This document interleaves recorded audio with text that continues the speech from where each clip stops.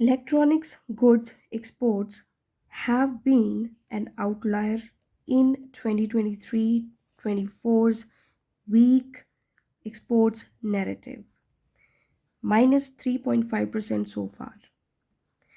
तो इलेक्ट्रॉनिक्स जो थी, ठीक है, जो इलेक्ट्रॉनिक गुड्स हैं, ठीक है, उनका जो एक्सपोर्ट है, जो बाहर भेजा जाने वाला सामान है इलेक्ट्रॉनिक्स का, हैव बीन एन आउटलायर, मतलब वो आउटलायर का मतलब होता है जो चीज़ गैर हो, जिसको हम बीच में शामिल ना करें, बाहर ही रखें, तो वो एक्सपोर्ट जो है वो बाहर ही रहा है इन 2023-2024 वीक एक्सपोर्ट्स नैरेटिव, जो एक नैरेटिव रहा है, जो एक हम कह सकते हैं गिनती रही है एक्सपोर्ट की, ठीक है, 23 और 24 का जो एक वीक साल, ठीक है, रहा है एक्सपोर्ट का, उसमें इलेक्ट्रॉनिक्स को बाहर रखा गया है, ठीक है, जो कि -3.5% रहा है सो फार अब तक.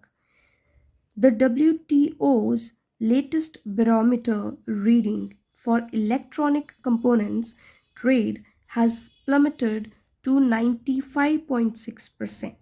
अब WTO की जो अब की जो हम कह सकते हैं लेटेस्ट का मतलब होता है जो कि पूरी नवीन हो, ठीक है, नई हो, जो नई बैरोमीटर रीडिंग रही है, मापदंड रहा है फॉर इलेक्ट्रॉनिक कंपोनेंट्स, इलेक्ट्रॉनिक के जो पार्ट्स हैं जो बाहर भेजे जाते हैं, ठीक है, ट्रेड किए जाते हैं, वो कितना रहा है कि हैज़ प्लमेटेड. प्लमेट का मतलब होता है कि किसी चीज़ में गिरावट आनी, तो वो क्या है कि नीचे रहा है. जो उन्होंने मतलब अपना मापदंड देखा है इलेक्ट्रॉनिक जो गुड्स हैं उनको लेकर, तो उन्होंने ये देखा है कि ये वाली चीज़ें जो हैं प्लमेट रही हैं, मतलब कि वो गिरी हैं, ठीक है, टू 95.6% इसका जो व्यापार है वो कम हुआ है.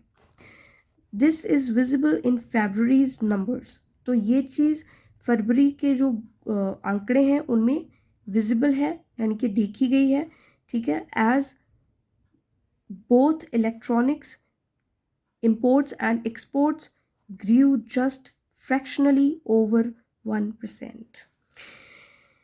क्योंकि एज का मतलब यहाँ पे क्योंकि both electronics imports and exports, मतलब दोनों ही जो इलेक्ट्रॉनिक की का सामान है जिसको इंपोर्ट किया जाता है, मतलब कि बाहर से मंगवाया जाता है, और एक्सपोर्ट करते हैं जिसको हम बाहर बेचते हैं, दोनों ही जो प्रोसेस रही हैं वो ग्रीव जस्ट फ्रैक्शनली ओवर 1%, मतलब कि वो क्या रही हैं, मतलब बहुत ही मामूली हम कह सकते हैं कि 1% ही ग्रो हुई है, ठीक है.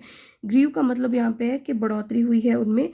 फ्रैक्शनली का मतलब होता है कि बहुत ही हल्की फुल्की, ठीक है, 1% से ऊपर थोड़ा बहुत ही वो क्या कह सकते हैं ऊपर रहा है. फॉर नाउ, अभी के लिए the trade deficit should not be a concern. Trade यानी कि व्यापार, डेफिसिट का मतलब होता है गिरावट, तो जो व्यापार में गिरावट आई है अभी के लिए should not be a concern. Concern का मतलब होता है चिंता, तो वो अभी के लिए चिंता नहीं होनी चाहिए. Despite imports jumping at a 17-month high pace last month, led by a spike in inflows of increasingly pricey gold. तो कहते हैं कि बावजूद, ठीक है, डिस्पाइट का मतलब होता है बावजूद इंपोर्ट्स के, इंपोर्ट्स में इंपोर्ट्स जो मतलब बाहर से हम चीज़ें मंगवा रहे हैं उन वस्तुएं में, ठीक है, जंप मतलब उछाल आया है, ठीक है, कितना, एट ए 17-month हाई पेस, जो 17 महीने का जो हम कह सकते हैं तेज़ रफ्तार से वो चीज़ें जो हम बाहर से मंगवाते हैं वो जंप कर रही हैं, ठीक है, बढ़ रही हैं, ठीक है, last month.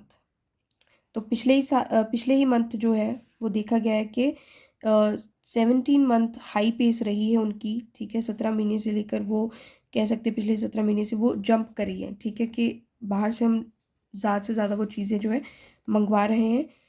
Led by a spike, जो कि कंट्रोल की गई हैं. लेड का मतलब यहाँ पे कंट्रोल, ठीक है, लीड, लेड कंट्रोल होता है करना, जो कि कंट्रोल किस चीज़ ने किया है उसको, बाय अ स्पाइक. स्पाइक मतलब फिर से उछाल आया है. इन इन्फ्लोज जो मतलब हम कह सकते हैं कि जो मात्रा रही है, ठीक है, अमाउंट रहा है ऑफ इंक्रीजिंगली प्राइसी गोल्ड, जो कि बढ़ा हुआ कीमती गोल्ड सोना रहा है, जिसकी कीमत हमेशा बढ़ती ही गई है, उसका इन्फ्लो ज़्यादा हुआ है, यानी कि लोगों ने उसको क्या है कि मंगवाया है ज़्यादा से ज़्यादा बाहर से, उसमें स्पाइक देखी गई है और इसी की वजह से इम्पोर्ट जो है वो जंप किया है। तो इस सब के बावजूद उन्होंने कहा है कि इंडिया जो है उनको अभी के लिए चिंता जो है वो नहीं करनी चाहिए। किस चीज़ को लेकर? ट्रेड डेफिसिट को लेकर, जो बाहर का जो हमारा व्यापार है, ठीक है, उसमें जो कमी आई है, इस चीज़ को लेकर चिंता जो है अभी नहीं करनी चाहिए। हाँ, बावजूद इसके कि इम्पोर्ट हमने ज़्यादा किया है, फिर भी हमें चिंता जो है नहीं करनी चाहिए। Finding better ways to support exporters especially in adversely hit employment intensive sectors such as textiles and gems and jewelry remains critical. Finding better veg, find का मतलब होता है कि ढूंढना और भी अच्छे तरीके, टू सपोर्ट, सपोर्ट मतलब समर्थन करना, समर्थन करने के लिए किनका? एक्सपोर्टर्स का, जो बाहर दूसरे देशों में माल भेजते हैं, ठीक है, उनको सपोर्ट करने के लिए अच्छे तरीके तलाश करना, specially in adversely hit employment intensive sectors, ख़ास तौर पर एडवर्सली हिट, जो बुरी तरह से प्रभावित हुए हैं, बुरी तरह से जिन पर असर हुआ है, वो कौन से हैं? एम्प्लॉयमेंट इंटेंसिव सेक्टर्स, वो सेक्टर, वो क्षेत्र जो एम्प्लॉयमेंट रोज़गार ज़्यादा देता है, ठीक है, वो बुरी तरह से प्रभावित हुए हैं, ठीक है, सच एज टेक्सटाइल्स, जो कपड़े वगैरह के काम की मिलें होती हैं, एंड जेम्स एंड ज्वेलरी, जो हीरे जवाहरात सोना ये वो सब काम करते हैं, रिमेन्स क्रिटिकल, ठीक है।